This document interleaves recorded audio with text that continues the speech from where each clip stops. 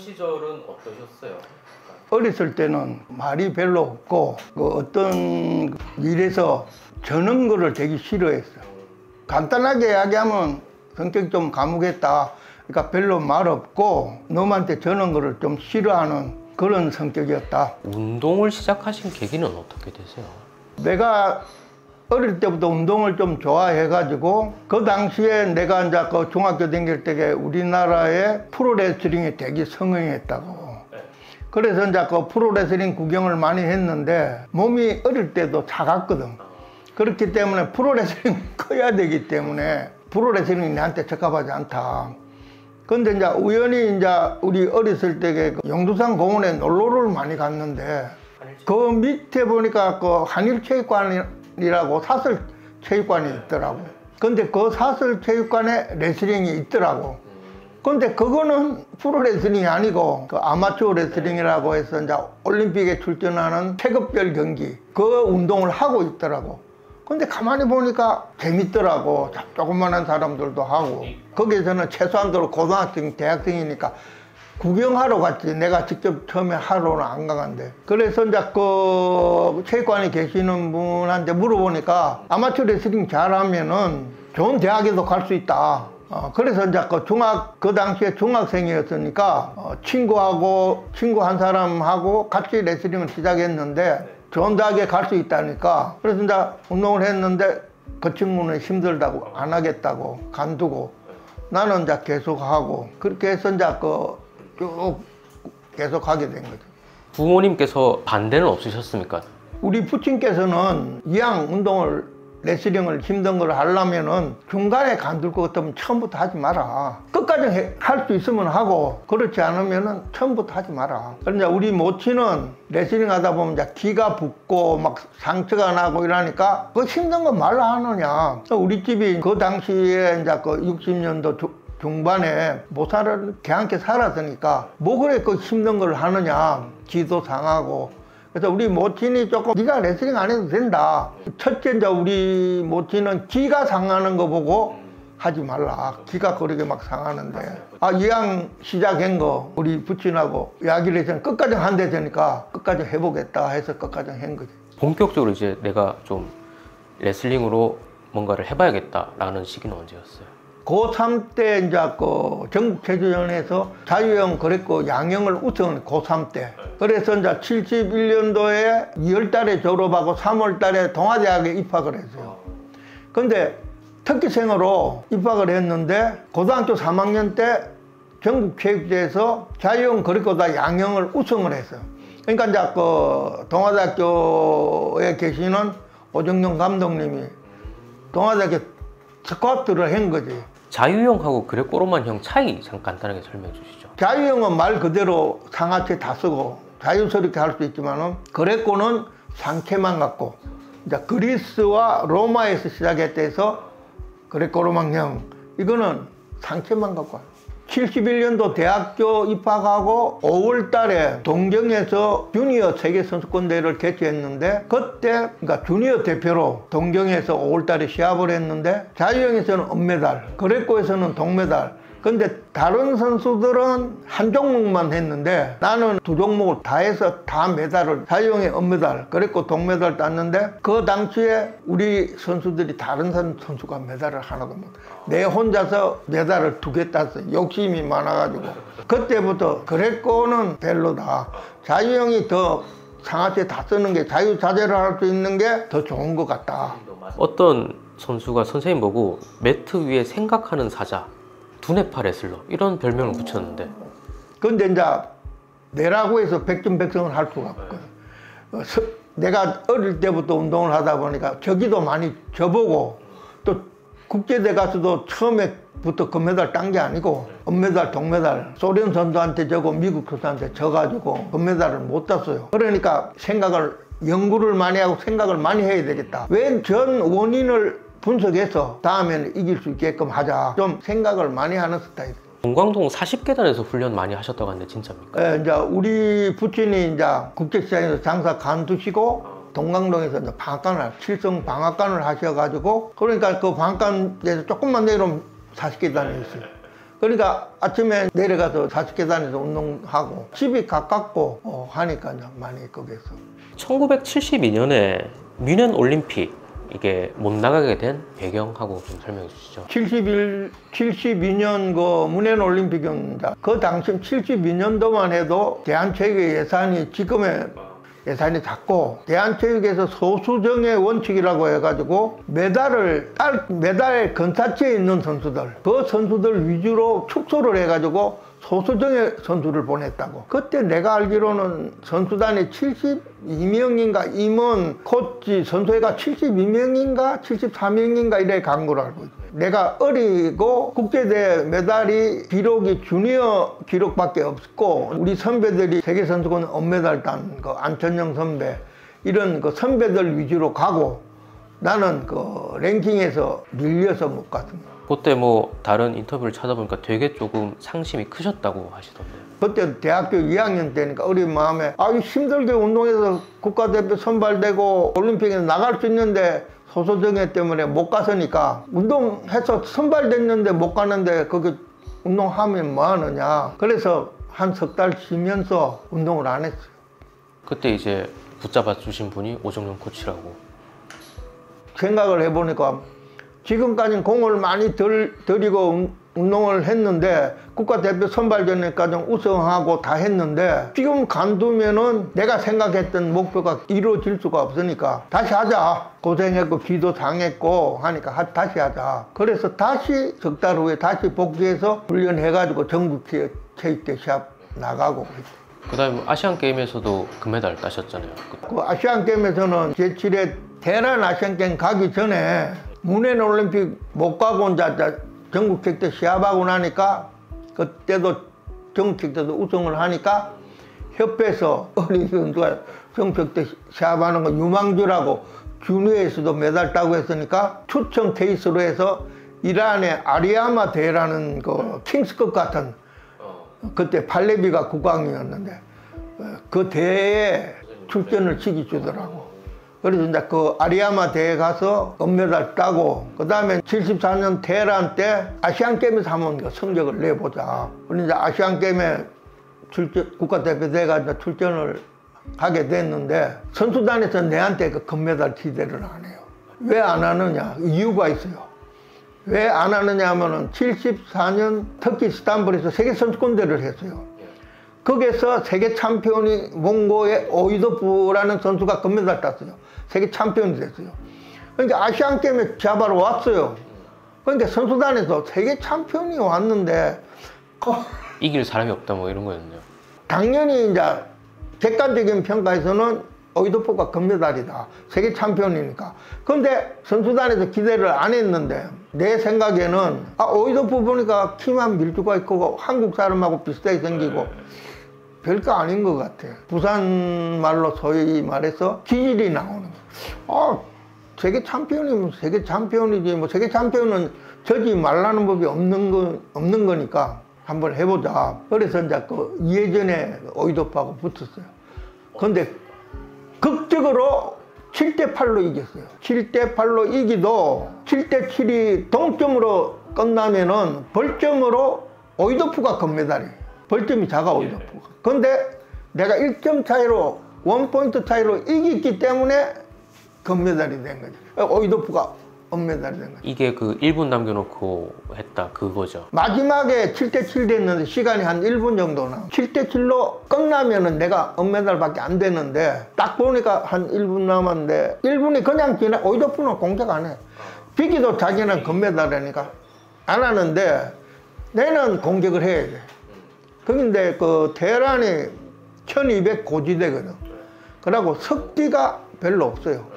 그러니까 양고기를 밖에 널어놔도 상하지를 않아요. 마지막에 힘들게 3분 3라운드를 옛날에 했는데 8분 경기를 하고 1분 남았어요. 근데 오이도프는 공격 안 해. 그냥 자세만 잡고 있는데 그냥 있으면 내가 은메달이다. 마지막 찬스 한번 쓰자. 태클 공격에서 택다운 시가 1점 딱 땄어요. 그러니까 이제 시간이 45초 남았어요. 위에 보면 타임판하고 포인트판이 있어요.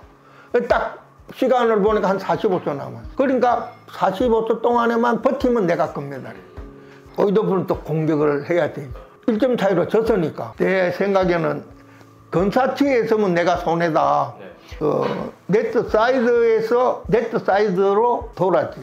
그러니까 45초가 지나고 7대8로 이겨가지고 금메달이 된 거예요. 그런데 이제 그 금메달이 왜 중요하느냐 하면은 우리나라 선수가 아시안게임에서 레슬링에서 금메달 딴 선수가 없어요. 우리 한덕흥 선배나 안재원 선배가 은메달에 다 끝났어요. 그러고 장창선 선배도 자카르타 아시안게임에서 은메달로 끝났어요. 일본 선수한테 져가지고. 그런데 첫 아시안게임 레슬링에서 오이도프 세계 챔피언 이기고 금메달을 땄기 때문에 1974년은 내한테 큰 획을 긋는 해였지. 76년 이제 몬트리올 올림픽 여기서도 선생님이 금메달을 따셨습니다. 예, 이제 그 당시에는 룰이 지금하고 틀려가지고 경기 시간도 3분 3회전, 그러니까 3분하고 1분 쉬고 3분하고 9분 경기를 했는데 룰이 어찌 되냐면은 모든 선수들한테 판정으로 이기면 1벌점, 판정으로 져면 3벌점, 홀로 져면 4벌점, 그러니까 6벌점이 되면 탈락돼. 2번 져면 탈락이에요. 그러고 이제 마지막 3명이 남으면은 3명은 리그전을 해요. 결승 리그. 그 당시에 옛날에 그 76년도 룰이 3사람이 리그전을 해서 벌점이 가장 작은 선수가 금메달이 되는 거예요. 근데 내가 미국의 진 데이비스를 홀로 이겨버려. 홀은 0벌점이에요. 오이도프는 데이비스한테 판정으로 점수 차이로 한 5, 6점 차이로 저는 바람에 벌점이 3점 받아. 3점 받고 내하고 경기에서 내한테 10대8로 2점 차이로 이겼어요. 그럼 벌점이 판정으로 이기면 1벌점이에요. 그러니까 오이도프는 4벌점, 3벌점, 데이비스는 6벌점. 그래서 1등 벌점으로 3사람이 물린 거니까 벌점 계산해서 내가 3점, 오이도프 4점, 미국의 데이비스가 6점. 그래서 1, 2, 3등. 그러면 그때 결승 이제 오이도프랑 붙을 때는 약간 뭐 경기를 조금 소극적으로 끌고 가셨어야 됐겠네요. 오이도프가 노련해요. 세계선수권대 2번 우승한 선수기 때문에 처음에 내가 기습 공격을 당해가지고 점수를 많이 실점을 해버렸어요. 그러니까 1회전에 딱 들어오면서 오이도프가 계산해 자기가 미국의 데이비스한테 졌기 때문에 내를 홀로 이겨야 된다. 그러니까 적극 공세를 펴가지고 내가 홀 자세 들어가 버렸어요. 근데 비디오에 보면 나오지만 홀 자세 들어가가지고 홀로 하면 오이도프가 금메달이에요. 근데 브릿지해가 빠져나왔어요. 그 브릿지해가 빠져나오는 과정에서 힘이 굉장히 들어요. 오이도프는 홀 시키려고 누르고 나는 브릿지해가 빠져나오고 하니까 딱 빠져나오니까 머리가 힘을 많이 쓰니까 머리가 핑 돌더라고. 그러니까 오이도프는 여유있게 이제 점수도 많이 땄고 홀 자세 엮고 했으니까 이제 계속하면 자기가 12점 차이만 나면은 0벌점. 홀로 이긴 거나 마찬가지예요. 테크니컬 폴이 되는 거예요. 그런데 내가 이제 2회전부터 내가 생각을 야 이러다가는 오이도프가 금메달 또 가져가는구나. 그래서 내가 적극 공세를 내가 해가지고 3회전에는 7대8까지 내가 1점 차이로 이겼어요.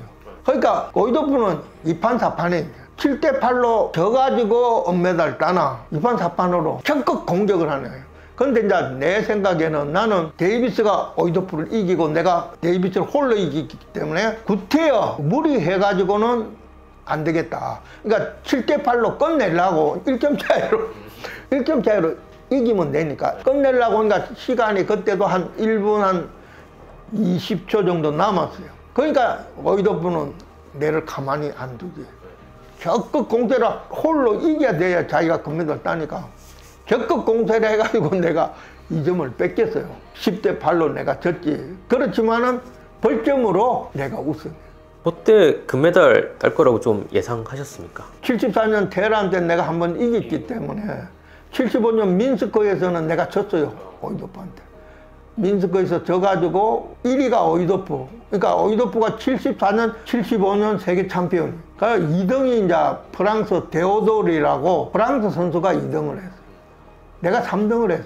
75년도에는 금메달을 놓쳤는데 오이도프가 금메달 갖고 갔는데 76년 올림픽에서는 벌점제로 해서 미국 선수가 내한테 행운을 준 거야. 미국 선수가 내한테 이기면서 내한테 홀이 되기는 그 선수가 내를 잘 몰라. 오이도프는 내를 잘 알아. 내하고 시합을 3번이나 했으니까. 74년, 75년, 76년. 미국 선수가 내 스타일을 몰라. 처음 시합하니까. 그러니까 나는 막 감고 돌고 막 공격하는 스타일이니까 데이비스가 지쳐서 떨어지네. 근데 그 데이비스라는 선수도 기록에 보니까 세계 선수권대 3등을 했더라고. 그 선수가 나이가 내보다 많고 그 선수가 전에 내보다 앞서서 세계 선수권대에서 동메달 따고 은퇴했다가 다시 복구해서 올림픽에 나온 선수예요. 금메달을 딱 목에 거시고 이제 올림픽 무대에서 처음 애국가가 나왔을 때 어떤 기분이 드셨습니까? 그 당시에 시상대에 오르고 소개를 이제 그 어나운서가 이제 코리아 양정무 해가지고 소개를 이 시상대에 올라갈 때, 그래서 시상대 딱 올라가서 IOC 위원들이 와서 이제 그 메달 수여하고 딱 애국가가 메달 수여할 때까지는 별로 생각이 안 난다. 그 한국 사람들은 애국가 울려퍼 좀 약간 감정이 복받치니까 내가 운동하면서 힘들 때 내를 위해서 그 지원을 해준 부모님, 내 주위에 있는 분들, 내를 위해서 힘써준 분들, 그런 분들이 생각이 나고, 특히 이제 우리 부친이 한 말, 운동을 하려면 끝까지 하고 하다가 간들 거거든 하지 마라. 약속 지키지 않느냐. 끝까지 했지 않느냐. 8월 3일 귀국해서 막 선생님이 기억하시는 제일 뭐 인상적인 장면? 우선은 귀국에서 옛날 그 서울시청 앞에 이제 올림픽 선수단 한영회를 했는데, 서울 시민들이 서울시청 앞에 그 시민들이 다 운집회가 있는데 소개를 여러 선 다 여자 배구 동메달, 유도 조재기 동메달 뭐 이렇게 소개를 이제 마지막에 이제 그 금메달 레슬링 근데 이제 막 한호할 때게 그때 이제 그 사진 보면 막 손 들고 제재구 단장이 이제 손 들어주고 이런, 그때 서울 시민들이 박수 치면서 이렇게 막 한호할 때 그때가 난리가 났었네요. 그게 요즘 말로 하면 몬트리올의 금메달이라는 노래가 있었어요. 노래를 그 김상희 씨가 불렀어요. 그래가지고 아침에 뭐 뉴스 끝나고 그러면 뭐 그 노래가 나왔어요. 노래가 나오면서 금메달 땄다고 희소식 해가 막 오고, 내가 오기 전에 금메달 딱 따고 나서 호해가 뿌리졌대요. 호해가 뿌리졌는데, 호해가 옛날에 전 선생님 그때 호해가 한번 뿌려진 일이 있대요.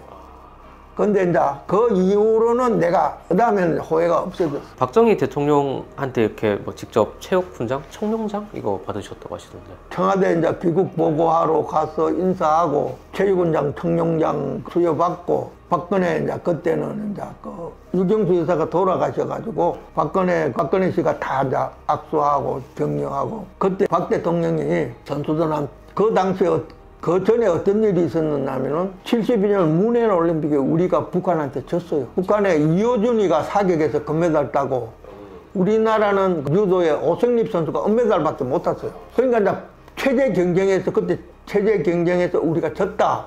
그래 박 대통령이 조금 성이 좀 많이 났어요. 그러니까 이제 김택수 대한체육회 회장님이 72년도에 취임을 했어요. 그래서 이제 김택수 회장 보고 문해인 올림픽 갔다 와서 체육회장 보고, 북한한테 질 것 같으면 당신 체육회장 간두라. 다음에 또 져면은 간두라. 근데 이제 이겼어요. 76년도에. 근데 금메달은 북한 구용조라는 복싱 선수가 땄어요. 근데 우리가 은메달, 동메달이 많아요. 금은 하나씩 똑같은데. 그래서 이겨서 이제 박정희 대통령도 기분이 좋았고, 김택수 회장도 기분이 좋았고, 나는 훈장도 받고. 선수 생활을 너무 일찍 그만두신 거 아니십니까? 우리는 체급별 경기고 중량을 내가 많이 뽑았어요. 그러니까 중량을 많이 뽑기 때문에 중량을 많이 안 뽑는 선수는 선수 수명이 좀 길어요. 근데 나는 어릴 때 운동을 시작해서 중량을 많이 빼고 운동을 했기 때문에 올림픽을 3번을 갈 수 있는데 한 번 가서 금메달 따고, 모스크바 올림픽 끝나고 나서는 또 4년을 올림픽 가려면 4년을 기다려야 돼. 그래서 은퇴를 했어. 선생님이 몇 킬로그램급이었어요 그때는? 62kg. 62kg. 현역 선수로 은퇴를 하시고 그다음에 지도자를 하시고 선생님은 어떻게 지내셨는지? 지도자 생활을 계속하고, 지금도 이제는 옛날처럼 그렇게 할 수는 없어요. 체력도 떨어졌고 나이도 먹고 있어. 근데 작년까지 내가 그 데모크레이션을 했어요. 나이가 벽이라 옛날만큼 할 수가 없어요. 체력이 떨어져서. 잘못하면 나이 먹어서 다치면 회복하기가 상당히 힘들어요. 찾아보니까 선생님이 금메달을 따신 이후에 우리나라 뭐 체육계가 많이 달라졌다고 합니다. 이제 뭐 한 체대도 설립되고 한국체육대가 우리 한국 체육의 중추 역할을 하는데 76년도 올림픽 갔다 와서 청와대 인사를 하러 갔어요. 근데 박정희 대통령한테 인사를 하는데 선배님이 그 당시 감독님이 미리 그 생각을 한 것 같아요. 그 정동구라는 그 감독이 한국 최대 학장도 하신 분인데 그분이 박 대통령한테 이야기를 했어요. 초대 학장이었습니까, 이분이? 아니, 초대는 유건식 박사가 하고 한참 뒤에 정동구 학장님이 그 당시에 감독님이 일본에는 그 전부터 일본 체육대학이 있었거든. 그래서 이제 우리가 일본 체육대학 가서 훈련을 했어요. 일본 체육대학이 레슬링 세요. 그래서 이제 가서 우리가 훈련. 그러니까 정 감독님이 생각할 때에 우리나라도 체육대학이 필요하다. 국립체육대학이 필요하다는 걸 일본에 가서 느꼈을 거예요. 1체대를 보면서. 1체대에서는 동경올림픽에 금메달 딴 분들이 거기에 있어요. 박정희 대통령한테 건의를 했어요. 우리나라도 체육대학이 필요합니다. 국립체육대학이 필요합니다. 일본에는 일본 체대에서 올림픽 금메달리스트가 많이 나옵니다. 그러니까 박 대통령이 바로 이야기를 했어요. 그 당시에는 문교부였어요. 문교부 담당한테 대학 설립해라. 그러고 장소는 육사 옆에 서울농대 자리. 처음부터 학생 수가 많지를 않으니까 임시로 서울농대 건물을 쓰면서 체육대학을 설립해라. 그러니까 박 대통령도 굉장히 빠르더라고. 거기에 이제 사격장이 있거든.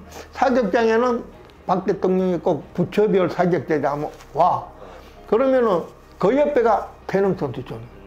그러니까 태릉 선수촌에 올림픽 가기 전에 박 대통령이 왔어요. 바로 박 대통령이 이야기를 하더라고. 부산이 레슬링 도시가 되려면은 도대체 뭐 어떤 지원이 필요할까요? 이제 여러 가지 조건이 필요한데 내가 고등부 전국체육대 출전할 때에 부산이 레슬링이 그 전국체전 단체 1위를 3번 했어요. 그 당시에 멤버가 상당히 좋았어요. 내가 금메달 계속 땄지. 좋은 선수들이 많아가지고 메달을 많이 땄어요. 근데 이제 지금 부산에 부산 최고라든지 동아대학이라든지 각 부산시청팀이라든지 이런데 좋은 선수가 없어요. 특히 제일 핸디캡이 뭐냐면은 자원이 없어요. 자원이. 우리 레슬링이 한국 레슬링이 이번에 아시안게임에도 좋은 성적을 못 냈는데 성적을 내려면 선수들이 많이 있어야 돼. 자원이 많아야지 거기에서 좋은 훌륭한 선수들이 나오고 경쟁력이 강해지고 하는데 자원이 없고 선수가 없으니까 자연적으로 레슬링이 약해져요. 협회에서 가장 중점적으로 해야 될 일이 선수들을 많이 레슬링을 할 수 있게끔 지원 방안이라든지 방법을 협회에서 만들어야 돼요. 대한레슬링협회에서. 그리고 대한체육에서도 비인기 종목 메달 못 딴다고 방치하지 말고 좀 신경을 써야 되지 않느냐. 제일 안타까운 게 현 시대에는 선수들이 돈이 되고 인기가 좋은 그런 종목으로 다 빠져나가지 힘들고 크게 이렇게 수입이 없는 종목에서 완전 비인기 종목이 크기가 여건이 어려워지는 거예요. 선수 풀을 조금 넓혀야 된다라는 거네요. 그러니까. 선수 확보, 자원을 만들어야 된다. 마지막 질문입니다. 이 선생님을 기억해 주시는 부산 시민들에게 하고 싶은 말씀. 우리 부산이 옛날에 레슬링이 굉장히 셌습니다. 전국체육 때 3연패를 했습니다. 부산 시민들이 다시 한번 관심을 가져가지고 우리 부산 레슬링이 좋은 기록을 만들 수 있게끔 성원해 주시면 대단히 감사하겠습니다.